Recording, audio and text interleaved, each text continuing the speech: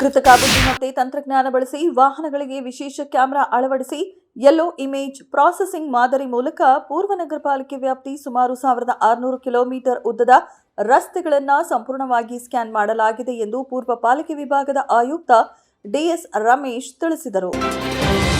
Bengaluru Mysuru express way ಮೂಲಕ ಸಂಚರಿಸುವ ಲಕ್ಷಾಂತರ ವಾಹನ ಸವಾರರಿಗೆ ಮತ್ತೊಮ್ಮೆ ಬೆಲೆ ಏರಿಕೆಯ ಬರೆ ಬಿದ್ದಿದೆ.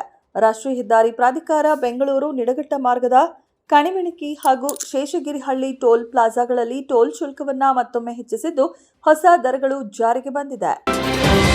ರಾಜ್ಯದ ಎಲ್ಲ ತಾಲೂಕು ಆಸ್ಪತ್ರೆಗಳಲ್ಲಿ ಖಾಲಿ ಇರುವ ವೈದ್ಯರು, ನರ್ಸ್ಗಳು, ಫಾರ್ಮಸಿಸ್ಟ್ಗಳು ಹಾಗೂ ಲ್ಯಾಬ್ ಟೆಕ್ನಿಷಿಯನ್ ಹುದ್ದೆಗಳಿಗೆ ಒಪ್ಪಂದ ಮತ್ತು ಖಾಯಂ ಆಧಾರದ ಮೇಲೆ ತಕ್ಷಣವೇ ಭರ್ತಿ ಮಾಡಲು ಸಂಬಂಧಪಟ್ಟ ಅಧಿಕಾರಿಗಳಿಗೆ ಸೂಚನೆ ನೀಡಲಾಗಿದೆ ಎಂದು ಆರೋಗ್ಯ ಮತ್ತು ಕುಟುಂಬ ಕಲ್ಯಾಣ ಸಚಿವ ಯುಟಿ ಖಾದರ್ ತಿಳಿಸಿದ್ದಾರೆ.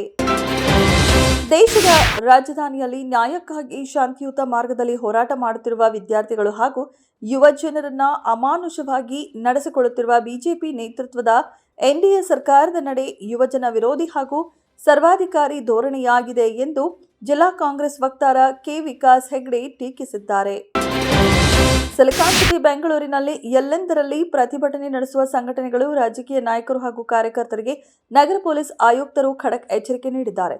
ಫ್ರೀಡಂ ಪಾರ್ಕ್ನಲ್ಲಿ ಮಾತ್ರ ನಡೆಸಲು ಅವಕಾಶ ಕಲ್ಪಿಸಲಾಗಿದೆ ಎಂದು ಆಯುಕ್ತ ಸೀಮಂತ್ ಕುಮಾರ್ ಸಿಂಗ್ ಸ್ಪಷ್ಟಪಡಿಸಿದ್ದಾರೆ. ವಾಸಸ್ಥಳ ಬದಲಾವಣೆ ಮಾಡಿದರೆ ಎಸ್ಐಆರ್ ನಮೂನೆ ಇಲ್ಲ ಎಂದು ಚುನಾವಣೆ ಆಯೋಗ ತಿಳಿಸಿದೆ.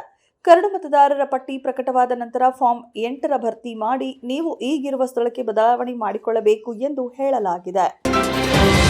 ಭಾರತಕ್ಕೆ ನಿಮ್ಮ ಅಗತ್ಯವಿದೆ. ಶಿಕ್ಷಣಕ್ಕೆ ಸಂಬಂಧಿಸಿದ ವಿಚಾರವನ್ನ ಸಂಸತ್ತಿನಲ್ಲಿ ಪ್ರಸ್ತಾಪಿಸುತ್ತೇವೆ. ಅನಿರ್ದಿಷ್ಟಾವಧಿ ಉಪವಾಸ ಅಂತ್ಯಗೊಳಿಸಿ ಎಂದು ಹೋರಾಟಗಾರ ಸೋನಂ ವಾಂಗ್ಚುಕ್ ಅವರಿಗೆ ವಿರೋಧ ಪಕ್ಷಗಳ ಸಂಸದರ ನಿಯೋಗ ಮನವಿ ಮಾಡಿದೆ.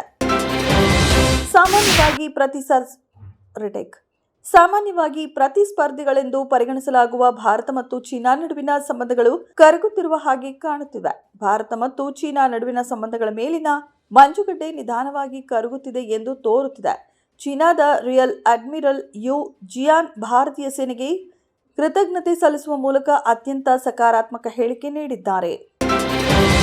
ಜುಲೈ 23ರಿಂದ ಹರಾರೆಯಲ್ಲಿ ಪ್ರಾರಂಭವಾಗಲಿರುವ ಭಾರತ ಮತ್ತು ಜಿಂಬಾಬ್ವೆ ನಡುವಿನ ಟಿ20 ಸರಣಿಗೆ ಮುಂಚಿತವಾಗಿ ಜಿಂಬಾಬ್ವೆ ನಾಯಕ ಸಿಕಂದರ್, 15 ವರ್ಷದ ಭಾರತೀಯ ಬ್ಯಾಟಿಂಗ್ ಸೆಷನ್ಸ್ ವೈಭವ್ ಸೂರ್ಯವಂಶಿ ಅವರ ಆಟವನ್ನು ಶ್ಲಾಘಿಸಿದ್ದಾರೆ.